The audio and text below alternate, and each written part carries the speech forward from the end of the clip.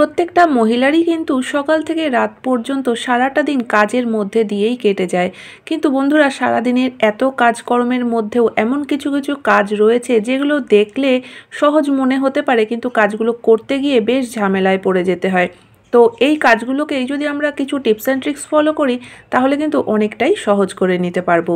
তো নমস্কার বন্ধুরা, মৌস ফ্যাশনে তোমাদের সকলকে স্বাগত জানাই। আশা করি তোমরা সকলেই ভালো আছো।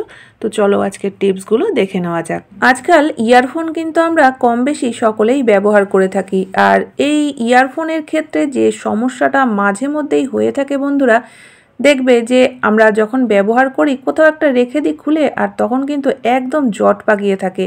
তো সেই জটটা খুলতে গেলেও কিন্তু বেশ দেখবে একটু টানাটানি করেই খুলতে হয়। অনেক সময়ই দেখা যায় যে হয়তো এই তারের কোথা থেকেও একটু কেটে গেল, বা অনেক সময় কিন্তু আমরা শোয়ার সময় ইয়ারফোন কানে দিয়ে গান শুনতে শুনতে ঘুমিয়ে পড়ি, আর তখন বিছানার মধ্যেই এটা থেকে যায়।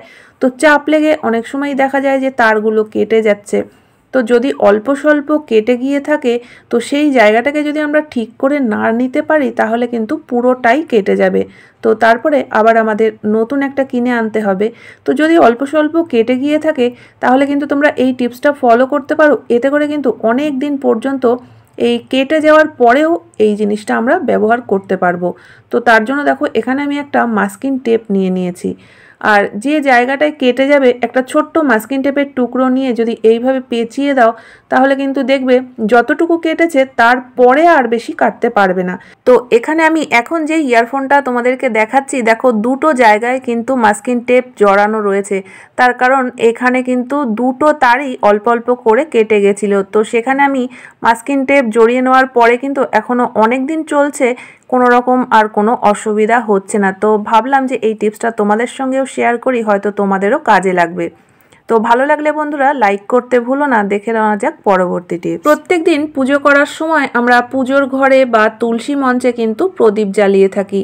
তো এই প্রদীপ জ্বালানোর ক্ষেত্রেও একটা সমস্যা হয়ে থাকে। দেখবে আমরা এই যে সলতেটা দিই, আর এই সলতে থেকেই কিন্তু অল্প অল্প করে তেল চুয়ে চুয়ে পুরো নিচে এসে জায়গাটা একদম নোংরা হয়ে যায়। তো এতে করে তেলও যেমন তাড়াতাড়ি করে শেষ হয়ে যায়, আর যে জায়গাটায় আমরা প্রদীপটা রাখি দেখবে প্রদীপটা তোলার পর অনেকটা জায়গা কিন্তু একদম তেল তেল হয়ে থাকে। তো আবার কিন্তু সেই জায়গাটা আমাদের ভালোভাবে মুছে পরিষ্কার করতে হয়।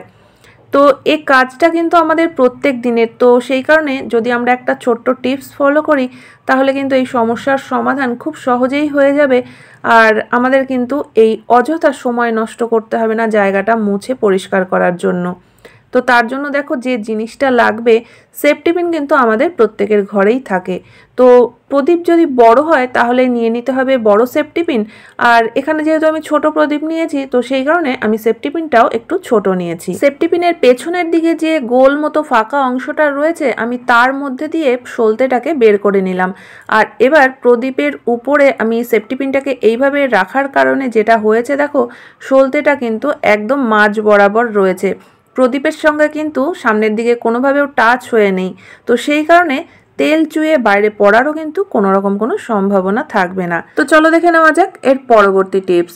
বন্ধুরা, অনেক সময় কিন্তু আমরা বাদাম খোসা সহ কিনে নিয়ে আসি, আর এই বাদাম খেতে যতটা ভালো লাগে খোসা ছাড়াতে কিন্তু ততটাই বিরক্তি লাগে। তো দেখবে কয়েকটা বাদাম ছাড়ানোর পরেই আঙুল কিন্তু একদম ব্যথা হয়ে যায়, আর এই খোসা ছাড়ানোর কারণেই কিন্তু অনেক সময় হয় যে বাদামগুলো পড়ে থাকে, খাওয়াই হয় না।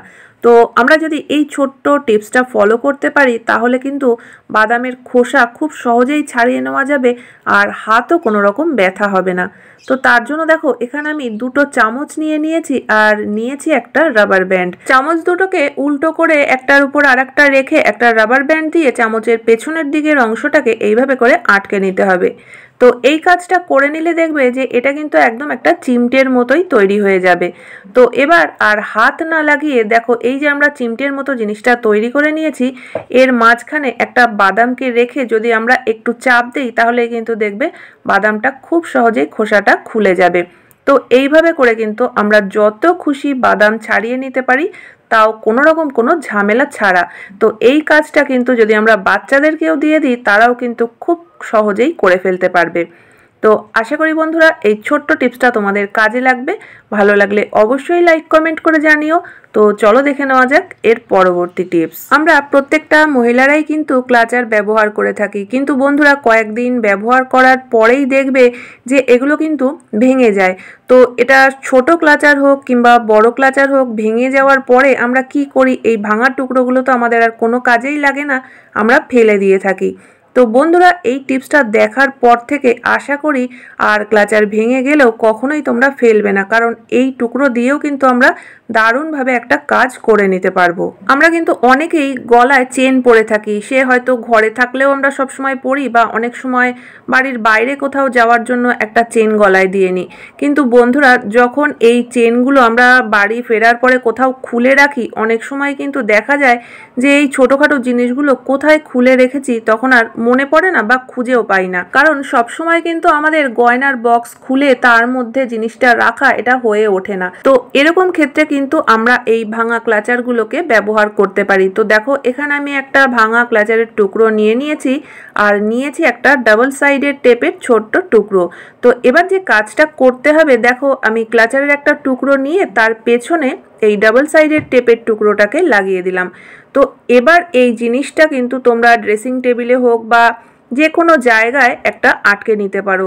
তো এবার চেন হোক বা ইয়ারফোন হোক বা যেসব জিনিসগুলো তোমাদের সবসময় প্রয়োজন হয় অথচ এদিক ওদিক রাখার কারণে খুঁজে পাওয়া যায় না, সেই জিনিসগুলো কিন্তু তোমরা এর মধ্যে হ্যাং করে রাখতে পারো। ডাবল সাইডের টেপের আঠাটা কিন্তু ভীষণই স্ট্রং হয়, তো সেই কারণে এটা কিন্তু খুলে যাওয়ার কোনো সম্ভাবনা নেই।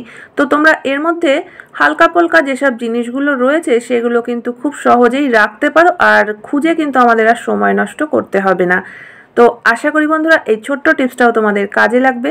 দেখে নেওয়া যাক পরবর্তী টিপস। আজকাল কিন্তু আমরা রান্না বান্না করার জন্য সকলেই গ্যাস সিলিন্ডার ব্যবহার করে থাকি। তো যখনই আমাদের গ্যাস ফুরিয়ে যায় তখনই কিন্তু আমরা গ্যাস বুক করে দিই, আর গ্যাস সিলিন্ডার যখন বাড়িতে ডেলিভারি দেয় আমরা কিন্তু সঙ্গে সঙ্গে কি করি, গ্যাস সিলিন্ডারটাকে নিয়ে নিই, কোনো রকম চেক করেও দেখি না যে সিলিন্ডারটা ঠিক আছে কিনা। তো অনেক সময় কিন্তু দেখা যায় যে সিলিন্ডারটা লিক থাকে আর আমরা সেটা হয়তো বুঝতেও পারি না। তো এরকম যদি লিক সিলিন্ডার নেওয়া হয়, প্রথমত তো বিপদের একটা সম্ভাবনা থেকেই যায়। এছাড়াও কিন্তু প্রত্যেক দিন যখনই আমরা সিলিন্ডারটাকে অন করছি রান্নাবান্না করার জন্য, এক্সট্রা গ্যাস কিন্তু এখান থেকে বেরিয়ে যায়, এই কারণে একটা সিলিন্ডার যতদিন চলার কথা তার থেকে কিন্তু অনেক আগেই শেষ হয়ে যায়। তো বন্ধুরা যদি আমাদের এই ট্রিকটা জানা থাকে তাহলে কিন্তু আমরা নিজেরাই চেক করে নিতে পারবো যে সিলিন্ডারটা ঠিক আছে কি না, না লিক আছে। তো তার জন্য দেখো যে কাজটা করতে হবে, এখানে আমি বাটিতে সামান্য একটু জল নিয়ে নিয়েছি। তো সিলিন্ডারের যে নজেলটা তার মধ্যে কিন্তু বেশ কিছুটা জল দিয়ে দিতে হবে, আর এই পরীক্ষাটা কিন্তু কয়েক সেকেন্ডের ব্যাপার। যখনই আমরা সিলিন্ডার ডেলিভারি নেব তার আগে কিন্তু এই কাজটা অবশ্যই করে দেখে নিতে হবে। নজেলের মধ্যে জলটা দেওয়ার পরে খেয়াল করতে হবে যে এখানে কোনো বুদবুদি কাটছে কিনা। যদি দেখা যায় যে এখানে কোনো বুদবুদ কাটছে না, জলটা একদম স্থির রয়েছে, তাহলে কিন্তু সিলিন্ডারটা আমরা অবশ্যই নিয়ে নিতে পারি। কিন্তু যদি জলে কোনো রকম বুদবুদি কাটে তাহলে কিন্তু বুঝতে পারবে যে সিলিন্ডারটা লিক আছে। তো দেখো এখানে আমি জল দেওয়ার পরেই কিন্তু দেখা যাচ্ছে যে এর ভিতর থেকে বুদবুদি কাটছে, তার মানে কিন্তু এই সিলিন্ডারটা লিক আছে। তো অবশ্যই আমরা এরকম সিলিন্ডার নেব না, আমরা অবশ্যই এটাকে চেঞ্জ করে দিতে বলবো, নতুন সিলিন্ডার দিতে বলবো, আর সেটাও কিন্তু আমরা পরীক্ষা করেই নেব। তো এই ছোট্ট পরীক্ষাটা যদি আমরা নিজেরা করে নিতে পারি তাহলে একটা গ্যাস সিলিন্ডার কিন্তু অনেক দিন পর্যন্ত আমরা ব্যবহার করতে পারবো, আর বিপদেরও কোনো রকম কোনো ঝুঁকি থাকবে না। তো আশা করি বন্ধুরা আজকের প্রত্যেকটা টিপসই তোমাদের কাজে লাগবে। কোন টিপসটা সবথেকে বেশি ভালো লেগেছে অবশ্যই কমেন্ট করে জানিও। ভালো লাগলে চ্যানেলটিকে সাবস্ক্রাইব করে পাশে থাকা বেল আইকনটা অবশ্যই প্রেস করে দিও, যাতে নতুন ভিডিও আপলোড করলে নোটিফিকেশান সবার আগে তোমাদের কাছে পৌঁছে যায়। তাহলে বন্ধুরা আজকের মতো ভিডিও এখানেই শেষ করছি। দেখা হচ্ছে আবার নতুন ভিডিওতে। পুরো ভিডিও দেখার জন্য সকলকে অসংখ্য ধন্যবাদ।